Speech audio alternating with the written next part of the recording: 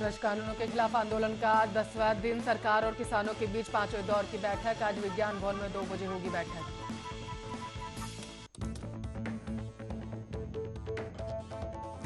BJP अध्यक्ष JP Nadda आज से शुरू करेंगे अपनी देशव्यापी यात्रा। 120 दिन की होगी जेपी नड्डा की देशव्यापी यात्रा। अखाड़ा परिषद और संतों के साथ बैठक करने के बाद होगी यात्रा की शुरुआत।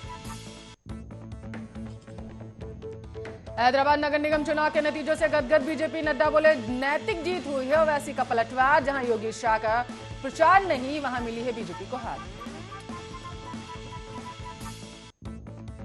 आज ग्लोबल समिट में प्रधानमंत्री का स्टार्टअप मंत्र कहा, स्पेस सेक्टर में हमारे ऐतिहासिक सुधार से देश में आ रहे हैं नए मौके। अक्षय कुमार ने सीएम योगी के मुंबई दौरे पर सीएम से की थी मुलाकात। अक्षय कुमार ने सीएम से मांगी अपनी अगली फिल्म की शूटिंग की मंजूरी। फिल्म राम सेतु की शूटिंग के लिए मांगी मंजूरी। दिल्ली में नहीं थम रही है कोरोना की रफ्तार। 24 घंटे में कोरोना के मामले 4000 मामले सामने आए हैं। नए वैक्सीन पर प्रधानमंत्री के बयान के बाद राजधानी में रजिस्ट्रेशन की शुरुआत हुई।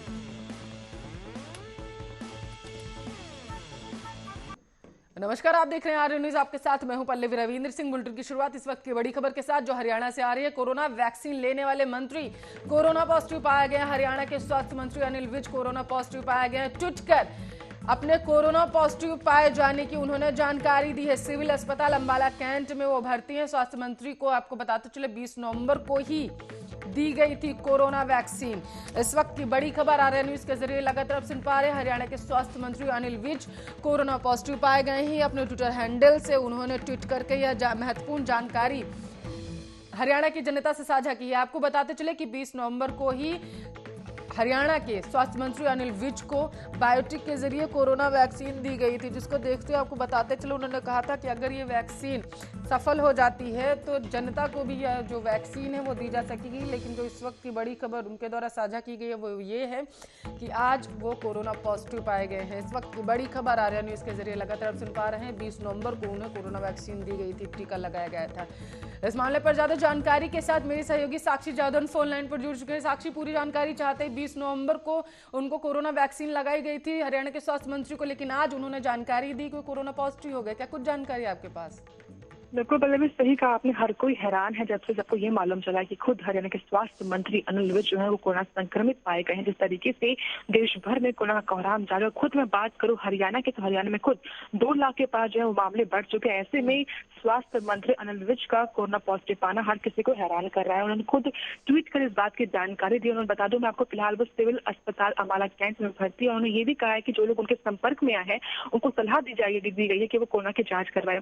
ऐसे में जिस तरीके से 20 नवंबर को लगभग 15 दिन पहले ही उन्होंने खुद कोवैक्सीन की तीसरे स्टेज के ट्रायल के दौरान उन्होंने इसका टीका लगवाया था एक वॉलंटियर के तौर पर। और खुद राज्य में जिस तरीके से कोविड के मामले बढ़ रहे हैं, ऐसे में खुद स्वास्थ्य मंत्री अनिल विज का कोरोना संक्रमित पाना हर किसी को अचंभित कर रहा है। पल्लवी, साक्षी, तो एक तरीके से देखा जाए कि जिस बायोटेक वैक्सीन का देश की जनता इंतजार कर रही थी वो कहीं ना कहीं फेल हो चुकी है, ये माना जाए?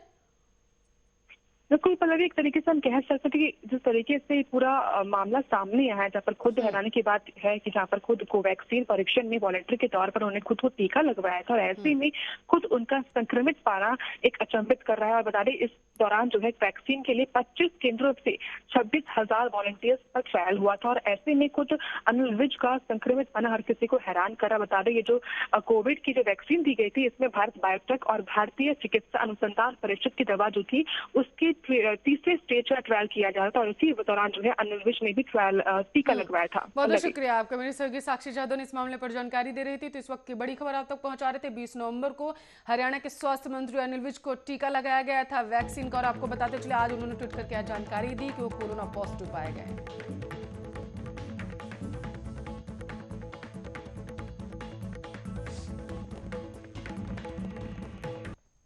चलिए खबरों की तरफ रुख करते हैं। बुलंदशहर के छतारी क्षेत्र में अज्ञात बदमाशों ने दिन दहाड़े एक 65 साल के बुजुर्ग को गोली मार दी और मौके से वो फरार हो चुके हैं। गोली लगने से बुजुर्ग गंभीर रूप से घायल बताया जा रहा है, जिसे जिला अस्पताल में भर्ती करा दिया गया है। डॉक्टरों ने बुजुर्ग की हालत को नाजुक देखते हुए हायर सेंटर अलीगढ़ के लिए उसे रेफर कर दिया। बताया जा रहा है कि बुजुर्ग मॉर्निंग वॉक के लिए खेतों पर गया हुआ था, तभी अज्ञात बदमाशों ने बुजुर्ग को गोली मार दी।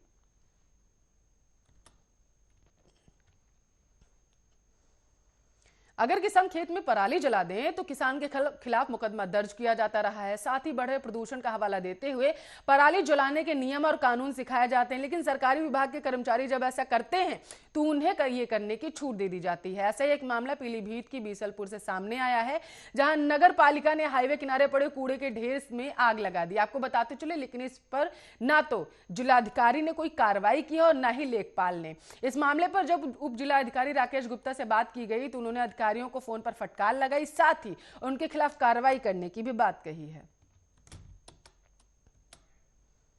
पालिका परिषद बीसलपुर का इस तरह से कूड़ा जलाना और किसान का पराली जलाना लगभग एक ही बात है। प्रदूषण दोनों से बराबर होगा और मुझे लगता है कूड़ा जलाने से और ज्यादा होगा, क्योंकि उसमें प्लास्टिक वगैरह भी होता है। अब देखना ये कि प्रशासनिक कार्रवाई कितनी नगर पालिका परिषद के ऊपर की जाती है, की भी जाती है या नहीं की जाती है। और पिछले कुछ दिनों से जिस तरह के फैसले और कार्रवाई नगर पालिका परिषद बीसलपुर कर रहा है, वो अप्रत्याशित रूप से बहुत ही चौंकाने वाले हैं, जो कि जनता के हित में नहीं है और आगे आने वाले समय में समस्या खड़ी कर सकते हैं। तो वहीं फर्रुखाबाद के उदयपुर क्षेत्र में बीते 20 दिनों से बाघों से दहशत का माहौल बना हुआ है, जिससे किसान अपने खेतों में जाने से भी अब डरने लगे हैं। क्षेत्र में बाघों के घूमने की सूचना वन विभाग को दी गई। आपको बताते चले, वन विभाग ने बाघ को पकड़ने की कई कयास लगाए हुए हैं, लेकिन बाघ को नहीं पकड़ा जा सका, जिसके बाद वन विभाग ने बाघ को पकड़ने के लिए 25 ट्रस कैमरे लगाए थे। आपको बताते चले, बावजूद इसके भी वन विभाग की टीम के हाथ अभी तक खाली बताए जा रहे हैं। ग्रामीण बाघ के आने पर हवाई फायरिंग कर अपनी जान बचाते रहते हैं। वहीं इस मामले पर मुख्य वनरक्षक के सिंह ने बताया कि कैमरे पर टाइगर कैद हुआ, उसे पकड़ने के लिए कानपुर लखनऊ से टीम बुलाई जाएगी और उसे जल्द ही पकड़ लिया जाएगा।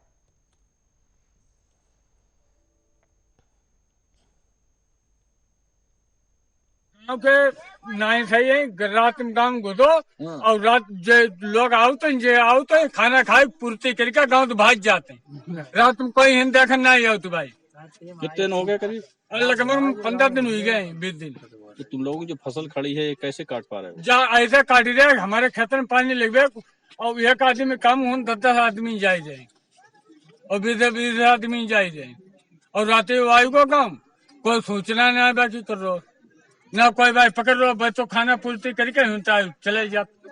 गांव के नाई सही है, रात में गाँव घुसो। देखिए, इसमें कोई जानवर की पुष्टि नहीं हो रही थी क्या है, इसके लिए कैमरा ट्रैप मंगा के पीलीभीत टाइगर रिजर्व से लगाए गए वहां पे और 25 कैमरे लगाए गए। उसमें से आज पुष्टि हुई है सुबह जो है कि उसमें टाइगर है, उसका फोटो स्पष्ट हो गया है और उसके एनालिसिस कर रहे हैं। हालांकि पहले से ही यहाँ जो इसके एक्सपर्ट डॉक्टर आर.के. सिंह साहब जो रेस्क्यू एक्सपर्ट हैं जो है कानपुर जू में लंबे समय जो है वो वेटनरी अफसर भी रह चुके हैं, वो जो है डेरा डाले हुए हैं। हम लोग, मैं भी पहले 2 दिन रुका रहा था, आज फिर आ गया हूँ जो है, तो अब ट्रेस हो गया है। आज हमारे जो है प्रधान मुख्य वन संरक्षक वन्य जीव स्वयं मौके की विजिट किए हैं। मौके की विजिट करने के बाद उन्होंने तमाम संसाधन जो है पीलीभीत टाइगर रिजर्व से, दुधवा टाइगर रिजर्व से इसको जो रेस्क्यू करने के लिए भेजने के आदेश कर दिए हैं और इसमें 6 टीमें बनाई गई हैं। 6 टीमें लगातार लग के इसको रेस्क्यू।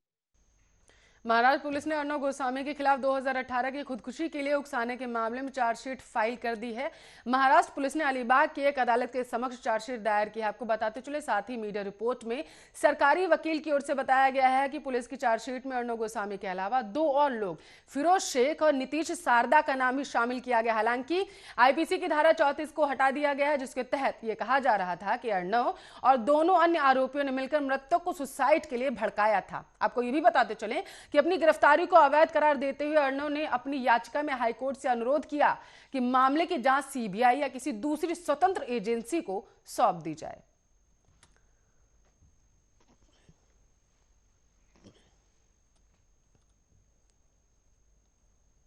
तो मैं आपको बता दें, अयोध्या में प्रभुराम के मंदिर बनने का काम जोरों शोरों से चल रहा है, तो वहीं इस बीच एक समुदाय के लोगों को मस्जिद निर्माण का भी इंतजार था। वहीं अब आपको बता दें कि अयोध्या के धन्नीपुर में बनने वाली मस्जिद का खाका तैयार कर लिया गया है। जानकारी के मुताबिक Indo Islamic culture foundation trust ने मस्जिद का डिजाइन तैयार कर लिया और मस्जिद 2 मीनारों वाली अंडाकार आकार में होगी। इसके अलावा 2000 लोग परिसर में एक साथ नमाज अदा कर सकेंगे। साथ ही आपको बताते चले कि जामिया मिलिया इस्लामिया में आर्किटेक्चर विभाग के अध्यक्ष प्रोफेसर SM अख्तर को डिजाइन बनाने की जिम्मेदारी सौंपी गई है।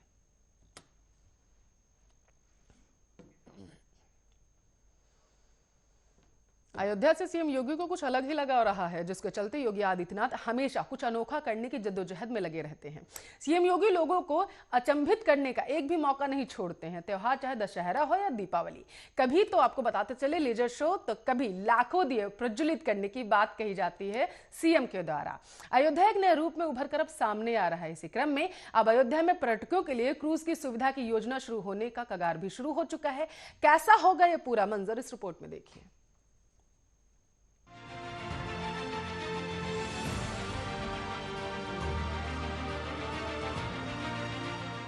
काशी की तर्ज पर रामनगरी अयोध्या के सरयू नदी में भी अब पर्यटक क्रूज का लुत्फ उठा सकेंगे। आपको बता दें कि जल्द ही केंद्र और प्रदेश सरकार इस योजना को हरी झंडी दिखाएंगे, जिसके लिए तैयारी भी तेज कर दी गई है। ये नजारा तो आपको याद ही होगा, जहां पीएम मोदी ने देव दीपावली मनाने वाराणसी पहुंचे थे और सीएम योगी ने उनका भव्य स्वागत किया था, जिसके बाद सीएम योगी और प्रधानमंत्री नरेंद्र मोदी और डिप्टी सीएम केशव प्रसाद मौर्य साथ में क्रूज में सवार होकर गंगा के घाटों की खूबसूरती को निहार रहे थे।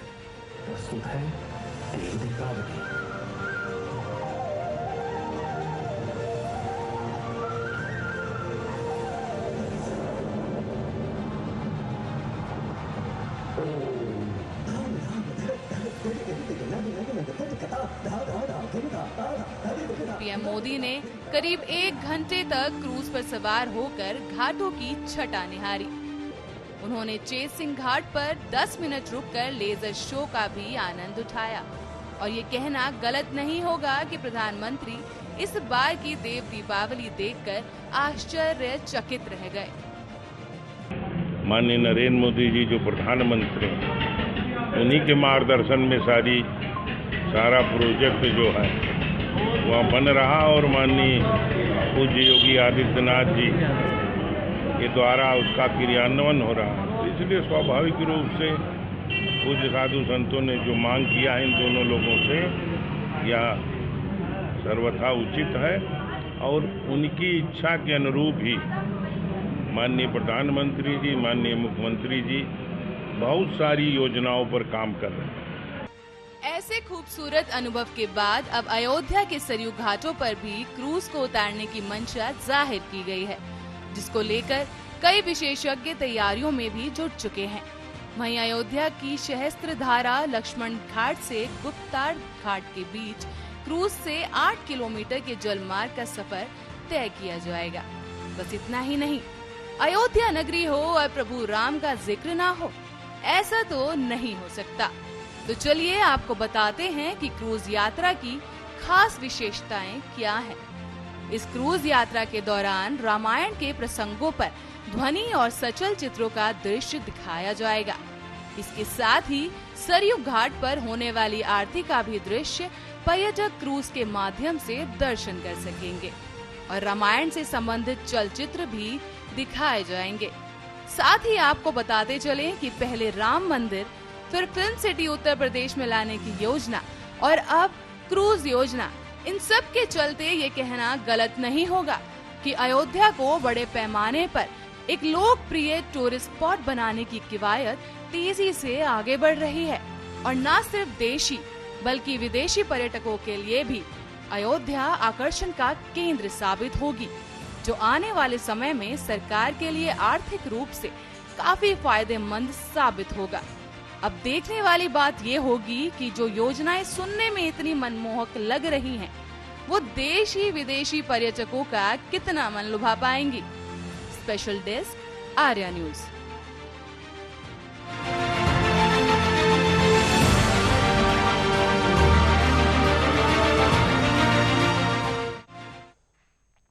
भारत सरकार ने सेना मुख्यालय के पुनर्गठन के तहत कुछ नए पदों को बनाने को अपनी मंजूरी दे दी है। सूत्र बताते हैं कि सरकार ने deputy chief of army staff और डायरेक्टर जनरल इंफॉर्मेशन वॉरफेयर के नए पदों के सृजन की अनुमति दे दी है। सेना में अब 3 डिप्टी चीफ होंगे। क्या रहेगा पूरा माहौल, इस रिपोर्ट में देखिए।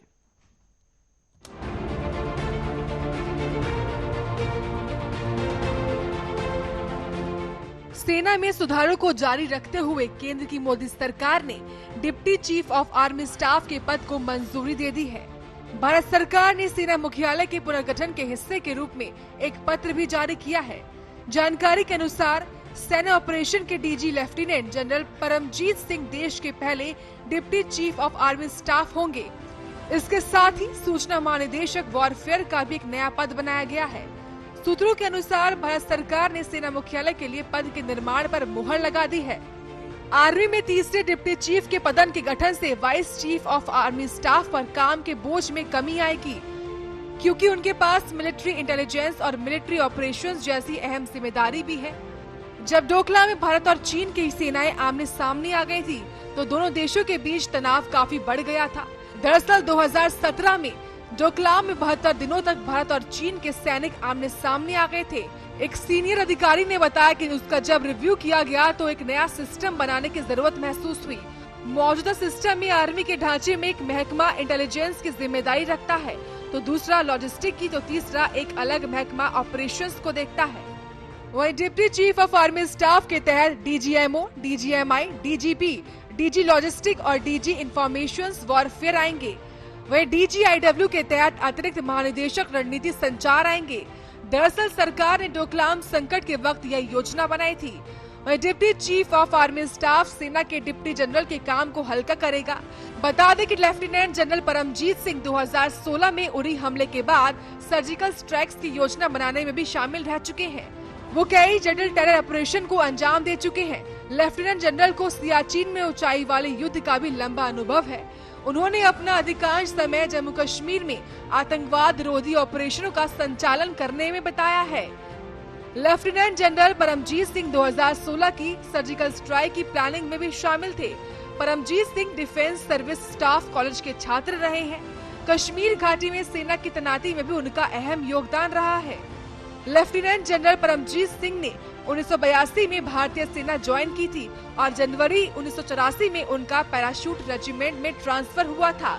Special desk, Arya news.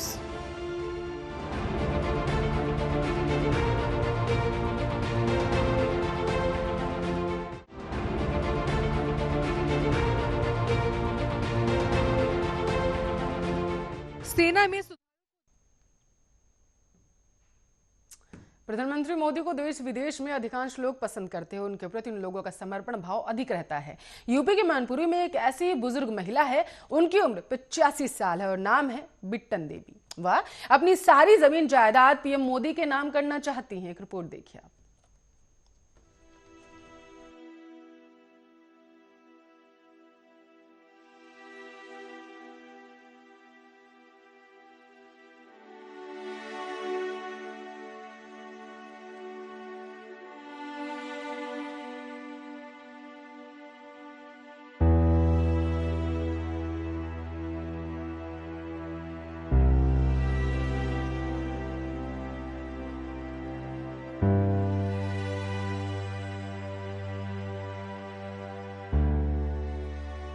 प्रधानमंत्री मोदी के प्रति आदर और सम्मान से जुड़ी कई खबरें आपने पढ़ी होंगी, लेकिन घर परिवार की कलह में प्रधानमंत्री मोदी का नाम का जिक्र शायद ही सुना हो।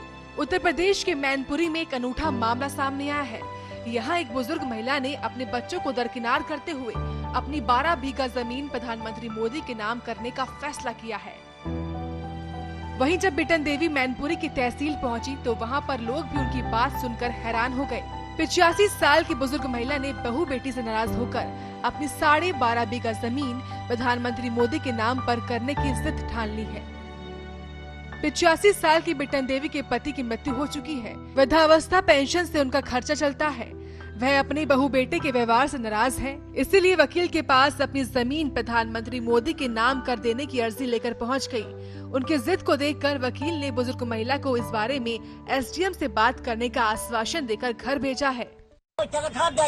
हमारे आओ तो खेत दो, वोट दो, अब हम 12 बीघा खेत फेंक दे। हाँ। किसके नाम? किने? मोदी जी को। किने? मोदी जी को दे। अच्छा, मोदी जी को। अच्छा हाँ। अच्छा, हमें तनख्वाह देता तो हम गुजर करता। ठीक है। हमें लड़का बात 12.5 बीघा फेयर न खेत जाए, न घर जाए, न कोर जाए। और मोदी ने क्या क्या दिया? मोदी ने क्या दिया? मोदी ने रुपया दो। कैसा? महीना रुपया दे। अच्छा। दे तो 2000 देता। अच्छा। घरों आए थे 1000। अच्छा, हाँ तो आप से तुम जाओ, अब हम दोबारा बीजा खेत फेंक देते। मोदी जी के नाम करना है बाला बीघा? मोदी के राज देते। अच्छा, हाँ तो मोदी से खुश हैं आप? हैं? मोदी से खुश हैं? मोदी से खुश हैं? हाँ खुश आए हम खुश। अच्छा, आगे आपको बता दें कि आखिर पूरा मामला क्या है। मैनपुरी के विकास खंड किशनी के गांव चितियान निवासी 85 साल की बिट्टन देवी पत्नी पूरन लाल तहसील स्थित वकील कृष्ण प्रताप सिंह के बस्ती पर पहुंची।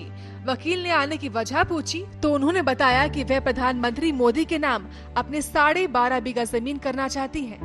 पहले तो यह सुनकर वकील चौंक गए, लेकिन दोबारा तस्दीक में भी महिला ने यही बात दोहराई।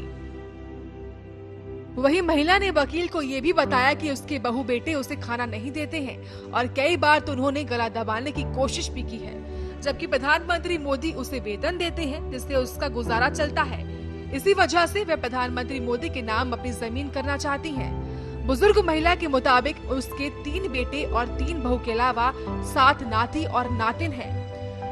वही बुजुर्ग महिला की बात सुनने के बाद बुजुर्ग महिला को खूब समझाया गया, लेकिन वह अपनी जिद पर अड़ी हुई है। उन्होंने वकील से जमीन प्रधानमंत्री मोदी के नाम करने के लिए कहा है। वही उनकी बात सुनकर वकील ने डीएम से बात करने का हवाला देते हुए उन्हें घर भेज दिया है। हालांकि बुजुर्ग महिला 2 दिन बाद फिर आने की बात कहकर गई है। Special desk Arya news.